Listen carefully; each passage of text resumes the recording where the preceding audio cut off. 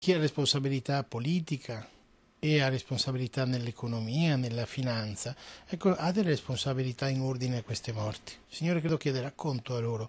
Conosceva personalmente la famiglia del 46enne artigiano suicidatosi, Don Antonio Genovese, parroco di Spinea. Un dolore grande, immenso, racchiuso nel cuore dello stesso sacerdote, che tocca con mano la disperazione delle famiglie in tempo di crisi. Ed è quasi un anatema quello che lancia nei confronti della classe politica, colpevole di non agire, di lasciare affondare nel dramma famiglie e aziende. Della loro indifferenza, del loro tergiversare, della loro incapacità di affrontare in modo realistico i problemi, non ideologico. E la vita umana è sopra ogni cosa e quando si arriva a questi gesti evidentemente qualcuno è arrivato alla fine. Aziende sull'orlo del fallimento, molte già chiuse, disoccupazione, cassa integrati, piccoli artigiani a spasso.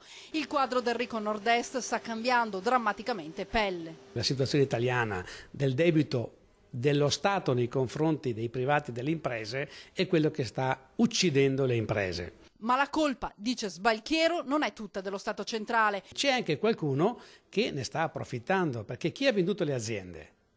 E le aziende oggi non sono più qui e hanno lasciato la manodopera disoccupata qua. Beh, hanno una parte di responsabilità. E l'Associazione Costruttori Edili di Venezia suggerisce di pagare i politici in base ai risultati, mentre da Confindustria, sempre Venezia, arriva un appello a imprenditori e artigiani a resistere. Continuiamo a fare bene il nostro lavoro, alziamoci comunque tutte le mattine, diamo la dimostrazione seria che la moderazione, il lavoro sarà la vera rivoluzione. Sappiano tutti che faremo i conti, ci sarà un momento in cui si tireranno le linee, non ci dimenticheremo di niente.